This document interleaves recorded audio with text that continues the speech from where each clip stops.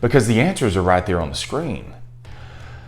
But you just don't know what you're looking for. And until you learn to know what you're looking for, you'll never find it.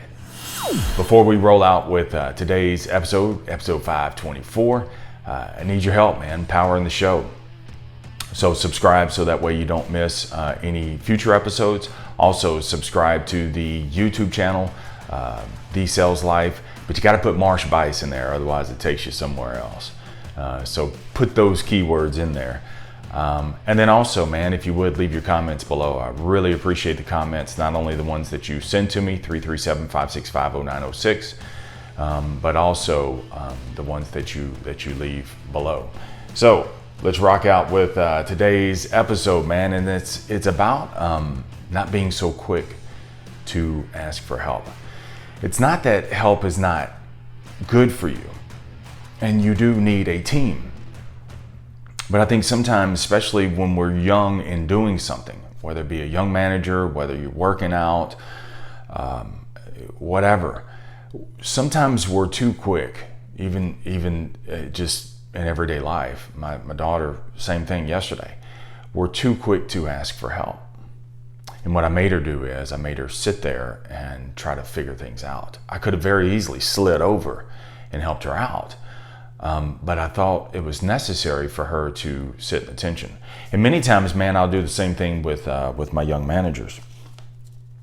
So the young managers who, when they're working a deal, a lot of times when they hit a sticking point, they immediately turn and ask for help. And I resist the urge to ask for help, because if I don't let them sit there and try to figure it out, they'll never learn to figure it out on their own. And so, for instance, sometimes, when a manager's putting a deal in and the numbers don't match the paper, so the paper is what they originally wrote on, and then they're working, they try to put it all on the computer and the two numbers don't match. Instead of me sliding over there saying, oh, it's this right here, I make them figure it out, because the answers are right there on the screen. But you just don't know what you're looking for. And until you learn to know what you're looking for, you'll never find it. That's why experience is so necessary, man. Experience is key, because it teaches you what to look for. So, in our quest for results, we always want the outcome. We're quick to thirst for the outcome. You want the results, but you need the income of the experience and the reps. And it can get frustrating, man. It can get frustrating to do the grunt work of some of the senior managers, to do some of the menial work. And it looks like, man, that you're not getting any results. The results that you're getting, although you can't tally it yet, is from the experience. You're learning what to look for. You're learning what to sit in the tension, find the discrepancies, while also learning how to quiet your mind. Because your mind, when it's something that's foreign, when it's something you've never seen, you're quick to hit the Mayday, you're quick to abort. And sitting there and learning what to look for is so key, man. Because it can transfer into every other area of your life as well. And I get the fact, man, that you don't want to do the grunt work of one of the senior managers. And you think to yourself, oh, bro, man, well, we're the same title, man. You may be the same title, but you guys don't share the same experience. He knows what to look for in situations, and you don't. So let this be a valuable tool for you. Not a lesson, it's a tool. So if you learn to sit there and do some of the menial work, man, and take those things on, you'll amass the experience. And if you couple that experience with the talent that you already have, you're going to develop the skills. And then when you reinvest the skills with more effort, bro, you're going to be so far above the herd. And it's going to quickly, you're going to rise quickly. In retrospect, it's going to look quick. When you're going through it, it looks like it's forever. Like the old quote says, man, the days are long, but the years are short. So oftentimes we're looking at through a day lens and we're saying, oh, this is going to take forever. I need somebody to hurry up and come in and help me. The days are long, the years are short. And if you learn to sit right there in the tension, man, and not be so quick to eject or ask for help,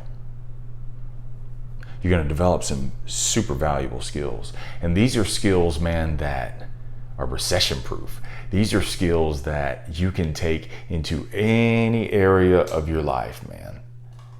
But you have to train yourself to be able to do so. You're learning what to look for. And oftentimes, man, when you come across something foreign, it's cool. You just don't know what you're looking for yet. So keep looking, because success is often a scavenger hunt, man. And sometimes it means that you have to sit on the trail and survey the terrain in order to figure out what to do next. Recently, man, we just last week actually, because we're doing so many more remote deliveries, I work more with customers over the phone than I am with customers that are in front of me. That's foreign right there, especially in the car business. You know, we always want you to come in. And so now we're having to work with customers more virtually. So we implemented some software to be able to share our screen and also communicate, teleconference, Zoom with the customer. And when they put the software in and we went live, it was foreign. And so when something would go wrong, the tendency at first, because it was different for me, the tendency was for me to immediately look up and ask for help. And the answer was right there on the screen. The technician would walk in very patiently, and 1 or 2 clicks, I'd be right back in the mix again.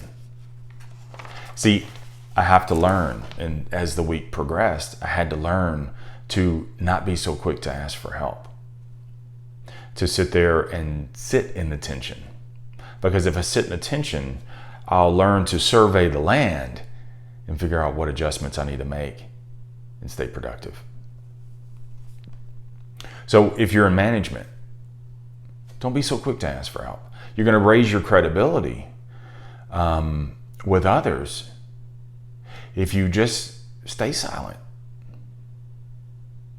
and keep looking. Don't be quick to say, I don't know, I don't know. Because as you say that, I can't find it, it's not here.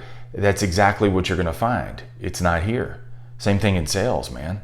You cannot sit there and say, I don't have anything with a customer. I don't have anything. Don't be so quick to say that.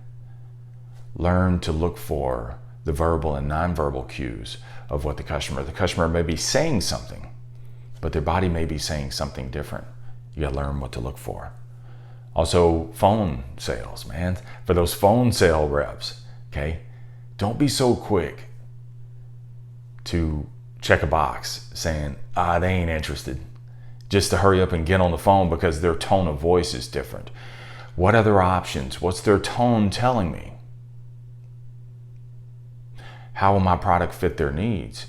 And what additional options and insights can I give them to at least put on their mind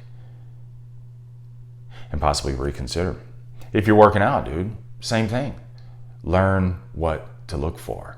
Stop taking the same old classes. Stop working on the same old machine, man. That's why your results are going to plateau. That's why working out has become boring, because you've made it boring. Learn what to look for. Enroll, re-up, man, in some new classes, some things that are totally foreign to you. Get on some machines and do some exercises, man, that you don't really know what you're doing. And at first, bro, you're going to look clumsy. That's okay. Because the more you do it and you sit in the tension and you quiet the voices of you're going to look like a fool, you'll learn what to look for. You'll adopt new techniques, and become a beast, man. So let's rock out with today's TSL bullets, man. Let's put some bullets in your gun. Before we do that, there are 2 new episodes that came out this week, the Sales Life on Sales. I urge you to check that out if you're in the sales profession, and the Sales Life Junior. In the Sales Life Junior, we talked about co-signing and the bewares of co-signing for young people. A lot of times young people don't realize when they attach their name to someone else, the fallout, the consequences to that. So the Sales Life Junior is for junior adults having to make senior decisions to get senior results, man. So I urge you to check those out. Also, rate and review the show as well. So that helps power the show, gets other people to listen to it as well. So question number 1, your bullets. What's the thing that freaks you out, man? What's your Mayday moment, man, that all of a sudden you just pull the ripcord and be like, I need some help? And what will you do after hearing this message? This is number 2. After hearing this message, man, what will you do to sit there and learn so that you know what to look for? Because if you can learn to know what you're looking for, that means we can add more. And you can look for more. And you can become more too. Remember, never settle. Keep selling your way through life no matter what. Stay in sales. To another episode of The Sales Life. And do not go anywhere, man. We're just getting started. I got another special episode queued up right now just for you.